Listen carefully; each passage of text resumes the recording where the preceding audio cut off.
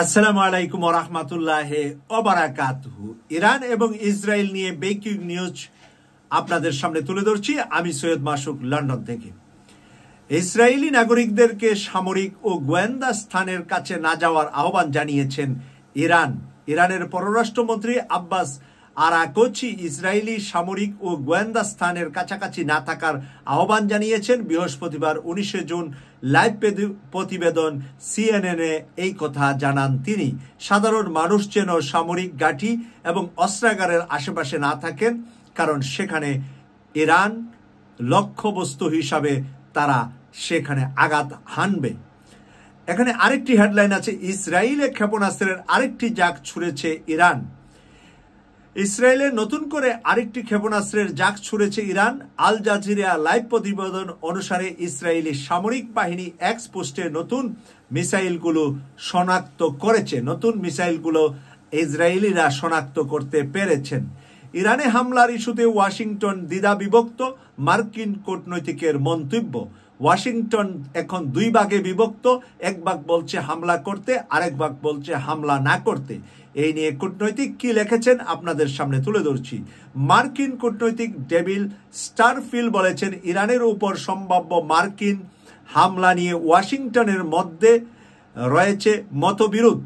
ফোর্দু পারমাণবিক স্থাপনায় হামলার প্রভাব নিয়ে নয়, এটি বরং এজন্য গুরুত্বপূর্ণ যে এই ধরনের পদক্ষেপ আসলেই ইরানের পারমাণবিক কর্মসূচি চূড়ান্ত অবসান কতটুকু ঘটাতে পারবে, কতটুকু তারা থামাতে পারবে ইরানের পারমাণবিক যেই তারা কার্যক্রম চালাচ্ছে সেটা কি বন্ধ করতে পারবে। এটা সংবাদটা আপডেট করেছে বিবিসি রেডিও 5 লাইভকে বলেন স্টারফিল্ড। আমরা এখানে দেখতে পেয়েছি যে জাতিসংঘের পারমাণবিক পর্যবেক্ষণ সংস্থা ইরানে অভিযোগ, ইরানে আরাক পারমাণবিক চুল্লি ও নাজাস সহ বিভিন্ন পারমাণবিক স্থাপনায় রাতভর হামলা চালিয়েছে ইসরায়েলিরা। আসলে কি রাতভর হামলা চালিয়ে কোনো ফলাফল আনতে পেরেছে? আমরা কোনো ফলাফল ইতিমধ্যে দেখি নাই। এখানে এরদোয়ান দুটি উক্তি করেছে। একটি করেছে সম্ভাব্য যুদ্ধের প্রস্তুতি নিচ্ছে তুরস্ক। ইরানের সঙ্গে ইসরায়েলের চলমান সংঘাতের মাঝে সম্ভাব্য যুদ্ধ পরিস্থিতির জন্য প্রস্তুতি নিতে শুরু করেছে তুরস্ক এবার প্রস্তুতি নেওয়া শুরু করেছে। সম্ভাব্য যুদ্ধ প্রস্তুতি সর্বোচ্চ পর্যায়ে রাখায়ের লক্ষ্য বলে বৃহস্পতিবার 19 জুন দেশটির প্রতিরক্ষা মন্ত্রণালয়ে এক কর্মকর্তা জানিয়েছেন। এবার এরদোয়ান আরেকটি উক্তি করেছে, নেতানিয়াহু অনেক আগেই হিটলারকে ছাড়িয়ে গিয়েছেন। হিটলারের চাইতে অনেক খারাপ অবস্থা নেতানিয়াহুর, বা এর চাইতে নিকৃষ্টতম ব্যক্তি হিসাবে উনি উল্লেখ করেছেন। এরদোয়ান এখানে লিখেছেন, তুরস্কের প্রেসিডেন্ট রেয়াদ তাইয়েব এরদোয়ান গাজায় ইসরায়েলি আগ্রাসন এবং ইরানের উপর চলমান আক্রমণের নিন্দা জানিয়ে বেনিয়ামিন নেতানিয়াহুকে নাৎসির জার্মানের শাসক অ্যাডলফ হিটলারের সঙ্গে তুলনা করেছেন।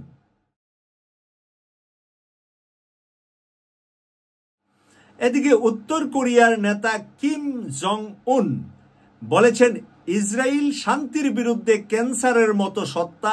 কঠোর বার্তা উত্তর কোরিয়ার। ইসরায়েলকে একটা ক্যান্সার হিসাবে সে আখ্যায়িত করেছে। সে যা বলেছে, ইসরায়েল শান্তির বিরুদ্ধে ক্যান্সারের মতো সত্তা হিসেবে বর্ণনা করেছে উত্তর কোরিয়া। একই সঙ্গে ইসরায়েলের পৃষ্ঠপোষক যুক্তরাষ্ট্র ও পশ্চিমাদের কঠোর বার্তা দিয়েছেন এশিয়ার দেশটি। এদিকে ইরান ইস্যুতে পুতিন শি ফোনালাপ, ইসরায়েলি আক্রমণের তীব্র নিন্দা দুই নেতার। আমরা দেখছি এখানে রাশিয়ার প্রেসিডেন্ট ভ্লাদিমির পুতিন ও চীনের প্রেসিডেন্ট শি জিনপিং বৃহস্পতিবার 19 জুন ইরান ইস্যুতে ফোনে কথা বলেন। তারা আলোচনায় উভয় নেতা ইরানে ইসরায়েলের হামলার নিন্দা করেছেন এবং উত্তেজনা কমানোর বিষয়ে একমত হয়েছেন। এদিকে ইসরায়েলের এক মন্ত্রী বলেছেন, কেউ আল জাজিরা দেখলে তাকে পুলিশ ধরিয়ে দিন। ইসরায়েলি মন্ত্রী এবার কি বলছে শুনুন।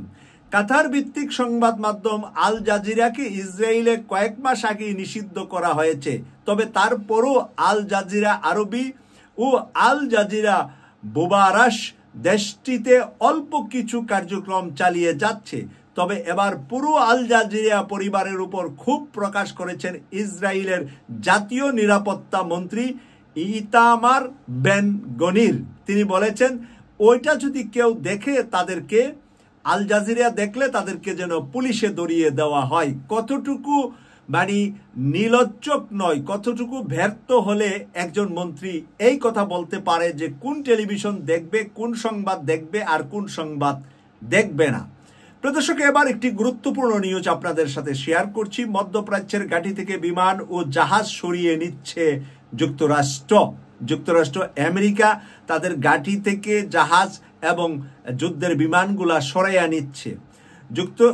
যুক্তরাষ্ট্র মধ্যপ্রাচ্যের ঘাঁটি থেকে কিছু বিমান ও জাহাজ সরিয়ে নিয়েছে বলে দুই মার্কিন কর্মকর্তা বুধবার 18 জুন ব্লুমবার্গ নিউজকে জানিয়েছে। ইরানে ইসরায়েলি বোমা হামলায় যুক্তরাষ্ট্র যোগ দেবে কিনা তা নিয়ে ডোনাল্ড ট্রাম্প দোয়াশা অবস্থানের মধ্যে এই পদক্ষেপ নেওয়া হলো। খামেনিকে হত্যার হুমকি প্রসঙ্গে কোনো কথা বলতে চাননি পুতিন। ইসরায়েলের সর্বোচ্চ ধর্মীয় নেতা আয়াতুল্লাহ আলী খামেনিকে হত্যার হুমকি প্রসঙ্গে কোনো কথা বলতে চান না রুশ প্রেসিডেন্ট ভ্লাদিমির পুতিন। এ প্রতিবেদনে এ তথ্য জানিয়েছে ব্রিটিশ বার্তা সংস্থা রয়টার। প্রদর্শক, আরেকটি গুরুত্বপূর্ণ সংবাদ আপনাদের সামনে তুলে ধরছি বিশেষ সংবাদ হিসাবে আজকে। ইরানের ক্ষেপণাস্ত্র ইসরায়েলের হৃৎপিণ্ডে আঘাত করেছে।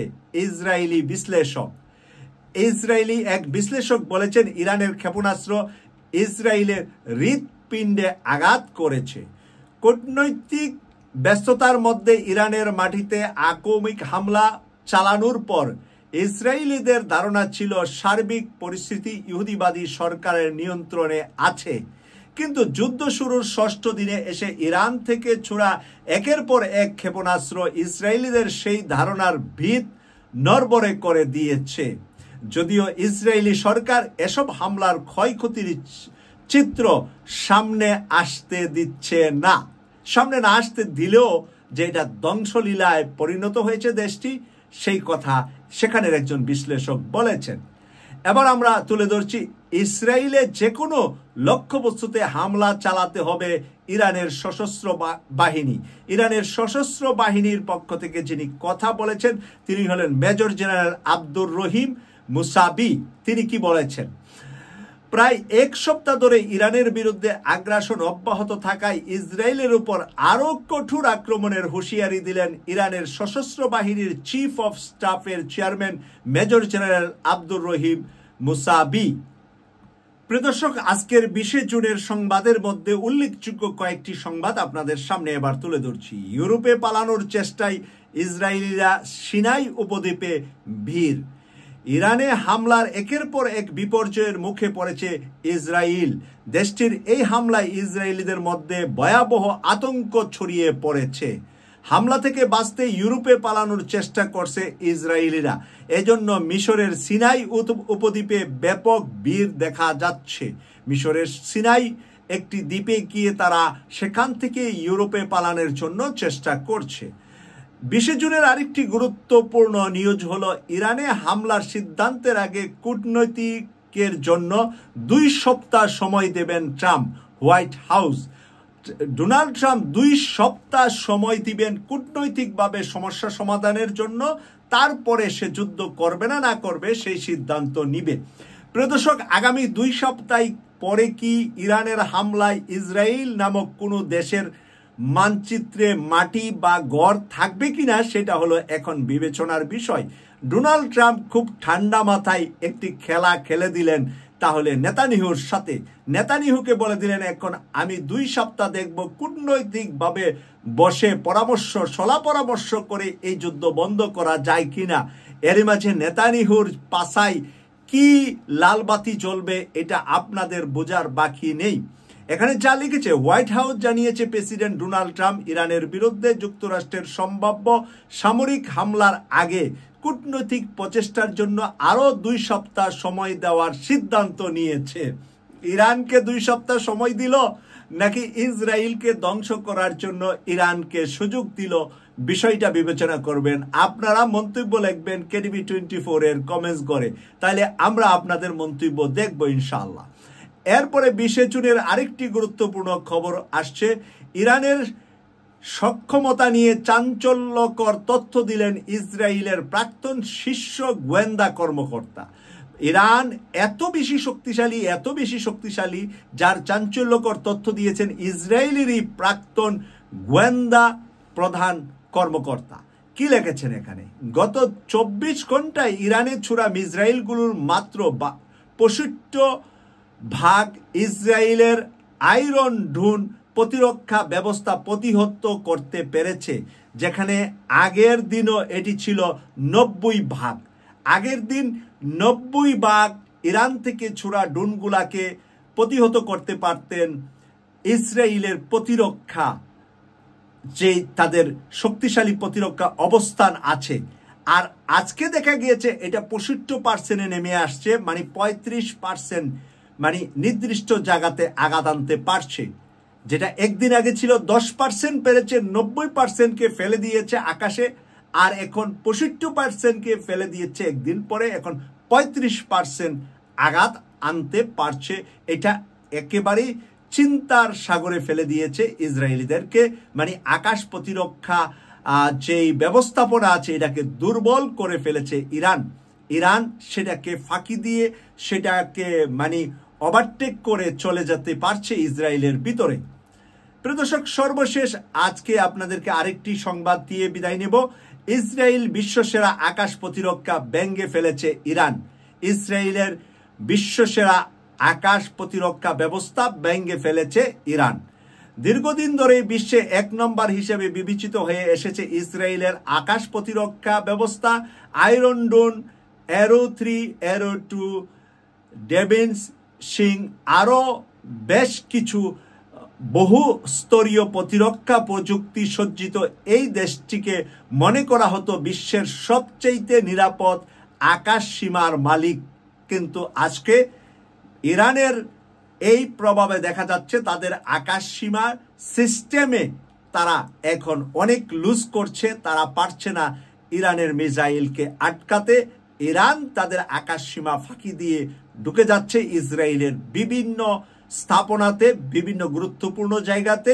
তাই ইসরায়েল আজকে মনে হচ্ছে যে একটি যুদ্ধ বিধ্বস্ত দেশের একেবারে খান হওয়া রাস্তাঘাট যেখানে তাকাচ্ছি আমরা, সেখানেই দেখতে পাচ্ছি ইসরায়েল অনেকটাই মানে ধ্বংসের লীলাভূমির দিকে এগিয়ে যাচ্ছে। KTV 24 এর নিয়মিত ব্রেকিং নিউজ দেখার জন্য আমাদের চ্যানেলটি সাবস্ক্রাইব করে আমাদের পাশে থাকবেন, এই প্রত্যাশা রেখে বিদায় নিলাম। আমি সৈয়দ মাসুক, লন্ডন থেকে। আল্লাহ হাফেজ।